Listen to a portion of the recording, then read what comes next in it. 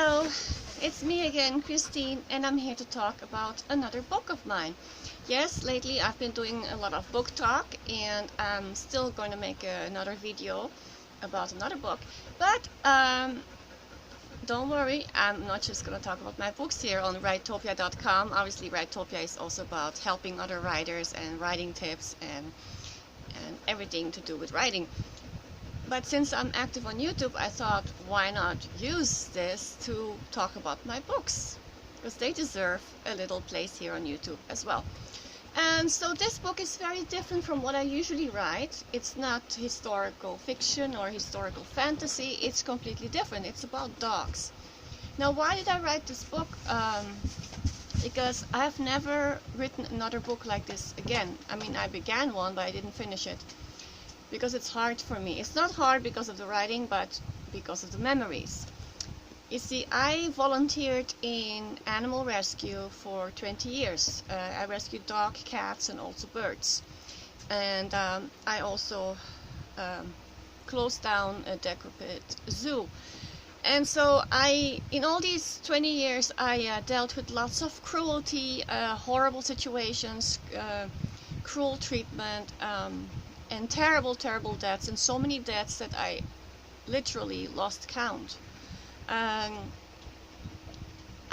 moved to Mexico in 1998, and although animal cruelty is rampant all over the world, everywhere, in my country too, everywhere, but in some countries it's more hidden away from the public view, and in other countries it's right there visible on the street.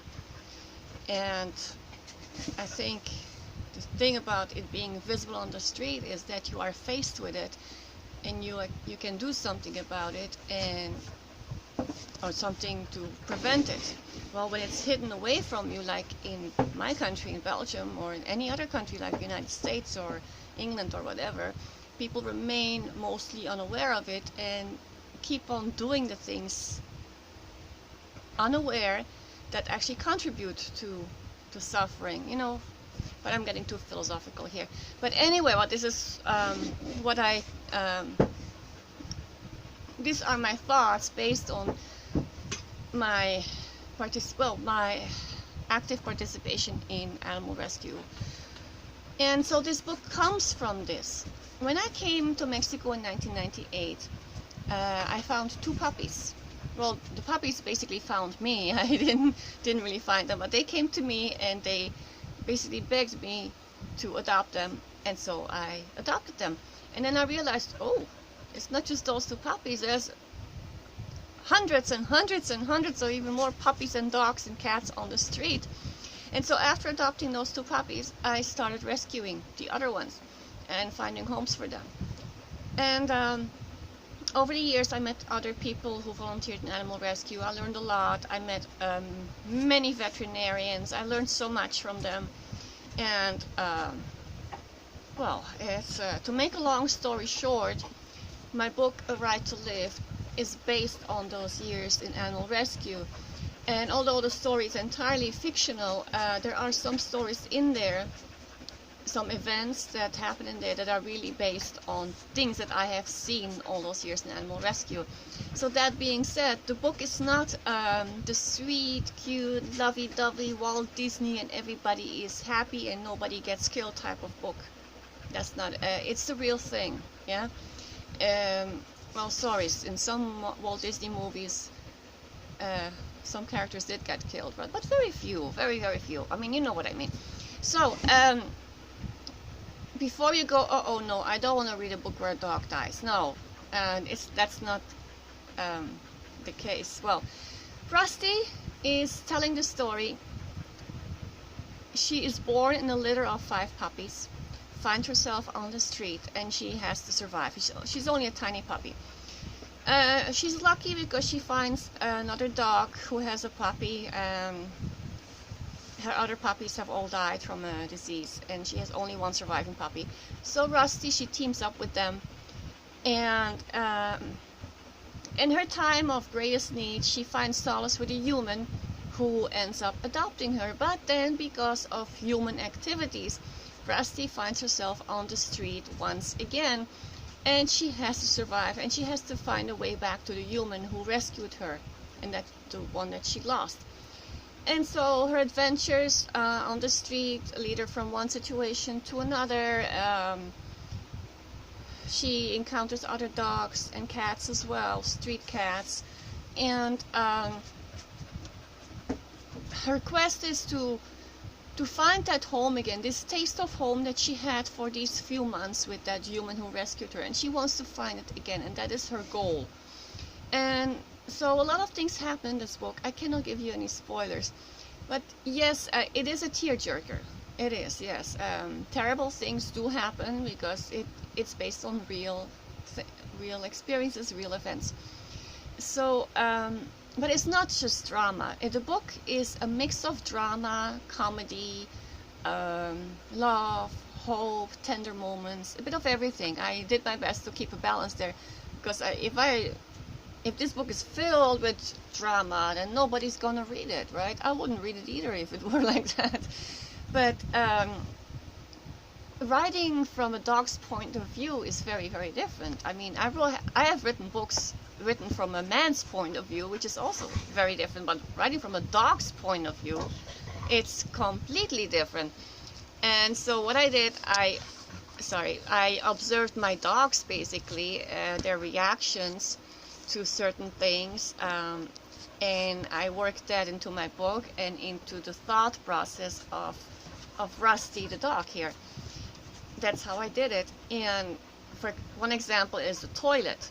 When you flush the toilet, have you ever seen, well, not all dogs, but some dogs, when you flush the toilet, they look down like, hey, what's happening? What's going on here? Where's the water going? And they wag their tails and they look at you like, hey, what is this sorcery, this mystery, right? Things like that. So you have to put yourself in the mind of a dog, and that's basically how I did, observing all these behaviors and then working that into Rusty and how she views the world. And then the way dogs dream when they kick their legs, and what are they dreaming about.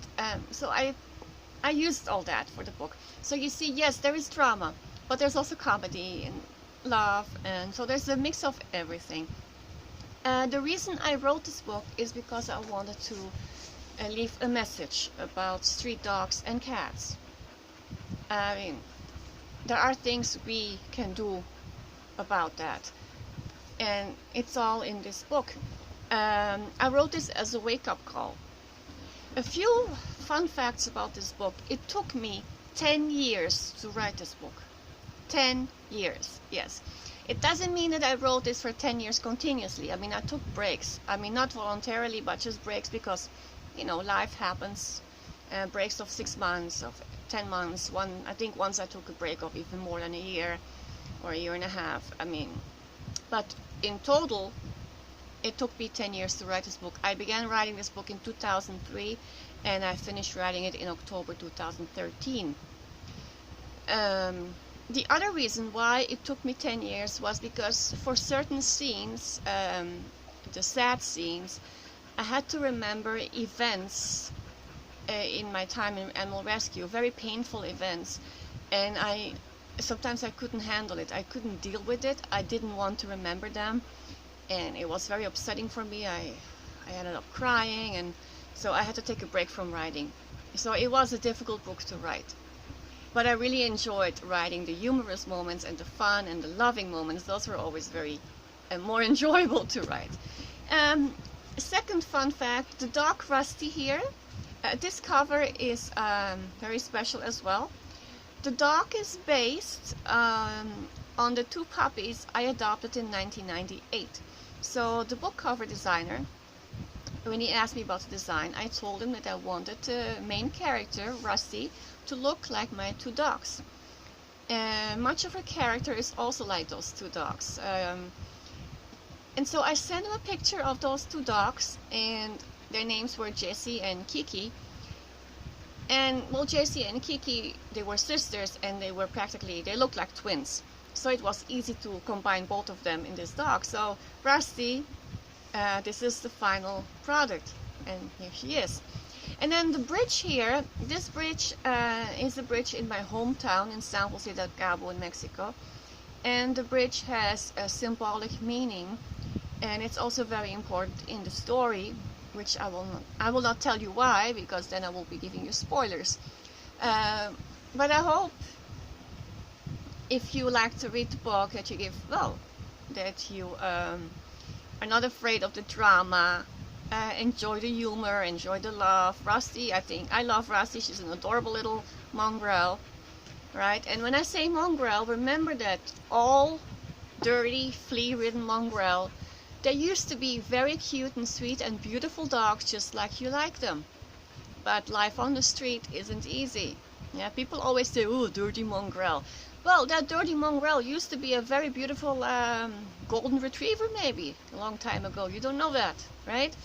This mange-ridden dog used to be a gorgeous pit bull puppy. Yeah, all these mongrels once were wonderful, beautiful dogs.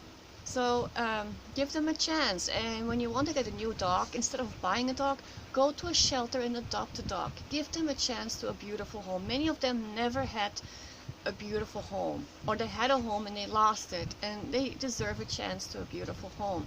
So that is the purpose of my book, A Right to Live. It's available on Amazon. It's received excellent reviews on Amazon, all 5-star reviews, and I think 1 4-star review, so beautiful, right? And that's it for today. Thank you very much for listening, and give Rusty a chance. Goodbye.